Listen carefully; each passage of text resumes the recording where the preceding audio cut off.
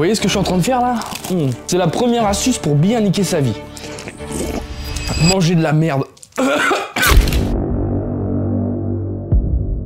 Pour ça, pensez à bien bouffer un maximum de nourriture industrielle. Voilà, tout ce que vous voyez à l'écran, c'est des trucs vraiment importants pour bien enculer votre santé. Comme ça, vous déréglerez vos sécrétions hormonales et vous pouvez créer un terrain fertile à la prise de poids, aux douleurs chroniques, aux dérèglements intestinaux, à la dépression et j'en passe. Par contre, continuez bien de critiquer les sportifs qui prennent des compléments alimentaires pendant que vous mangez McDo et que vous buvez du Coca. Tapez bien fort sur les doigts de ceux qui prennent de la créatine, de la whey, des pilules de zinc, de magnésium. C'est pas du tout l'hôpital qui se fout de la charité. Non, non, parce que ces produits dopants, ça bloque les reins, comme l'ont si bien dit plein de journalistes dans plein de reportages. Et puis vous avez tout à fait raison, McDo et Coca, c'est bien plus sain que des compléments alimentaires pour optimiser son hygiène de vie et sa santé. Et surtout, ne consommez rien, mais absolument rien qui vient de l'agriculture locale. Vous risqueriez d'optimiser votre état de forme général et vous seriez en meilleure santé physique et mentale que les autres, et ça, c'est vraiment de la merde.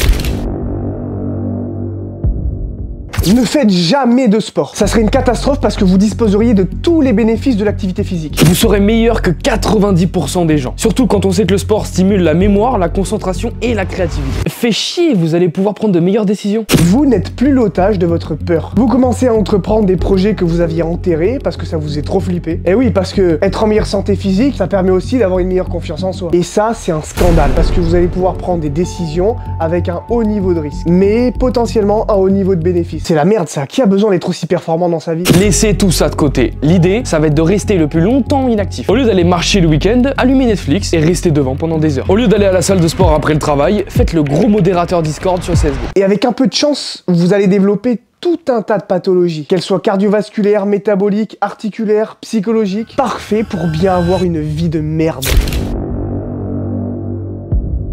Arrêtez de dormir bien, c'est démodé. Vu qu'un bon sommeil, c'est le meilleur outil pour la santé et que ça permet d'améliorer, de rééquilibrer et de réguler tout un tas de choses dans l'organisme, t'as aucun intérêt à l'optimiser si tu veux avoir une vie bien médiocre. Dors maximum 6 heures par nuit. Là, c'est sûr à 100% que tu finis très mal en moins d'1 an et ça tombe bien parce que c'est exactement ce qu'on recherche. Ne surtout pas dormir 8 heures par nuit en ayant mangé 2 heures avant le coucher et en ayant arrêté les écrans 30 minutes avant. Bourre-toi bien l'estomac 15 minutes avant de te coucher et fais-le devant une série avec luminosité d'écran au maximum. Comme ça, en plus de dormir que 6 heures, tu vas bien être sur la digestion toute la nuit, avoir le cerveau stimulé, comme ça t'es sûr de mal dormir. Ah oui, t'imagines si tu dors bien pendant ces 6 heures, le projet vie de merde il tombe à l'eau. Et la dernière astuce sommeil de merde, ça serait endors-toi avec des écouteurs. Voilà, là t'auras un sommeil bien à chier. Avec du Aya Nakamura, voilà. Encule-toi bien tes neurones avec de la Poliakov tous les week-ends. C'est les soirées où vous arrivez tous avec une bouteille qui a pour but de vous exploser. Et ben vas-y, accepte-les toutes. Faut qu'il y ait des flashs, des joints, et pourquoi pas même des ballons au protoxyde d'azote. À partir de là, tu t'envoies tout ce que tu peux. Comme ça, t'es bien sûr d'avoir des troubles neurologiques plus tard et ressembler au mec sans chicot de la gare de Bordeaux. Si tu fais tout ça assez longtemps, t'as peut-être une chance de te ramasser un accident vasculaire plus tard. Crise cardiaque, AVC, artère bouchée, c'est parfait pour quitter ce monde plus tôt et comme ça t'es sûr d'avoir rien accompli. Tu peux même faire ça en boîte. Comme ça tu te fais planter par un groupe de 10 mecs qui sortent d'une cité juste pour agresser les sorties de boîte.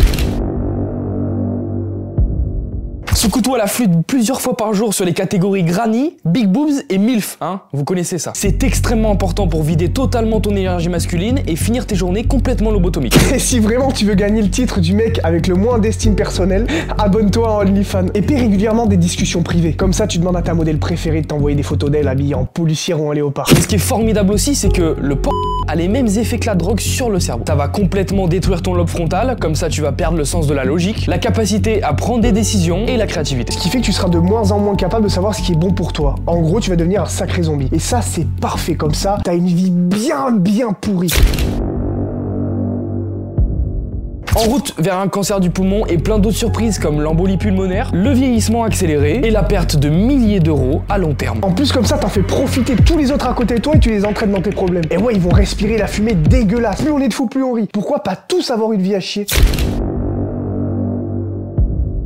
Écoute bien les gens quand ils te disent que tu n'y arriveras pas. Si t'as des projets ambitieux dans ta vie et que des gens te disent mais de toute façon tu comprendras ce que c'est la vie quand t'auras un loyer à payer, hein. Et bah ces gens-là, écoute-les vraiment, ils vont t'aider. Ils ont une vie formidable et ils veulent que toi aussi t'aies une vie palpitante. N'écoute jamais des gens ou des médias de personnes qui ont réussi. Tu sais quoi mec? Fais comme les indignateurs en partant du principe que ces gens lamentent. Ou qu'ils ont eu un héritage. Les gars, c'est eux la voix de la raison. Quand ils te disent c'est bien de rêver mais il faut se réveiller, hein. Les gens que t'écoutes c'est des menteurs hein, et des arnaqueurs. Il faut boire leurs paroles. C'est extrêmement important. Donc arrête d'être ambitieux et va travailler à McDo pendant les 10 prochaines années et avec un peu de chance, tu seras promu pour devenir manager et tu pourras crier sur les gens qui font pas les Big Mac assez vite.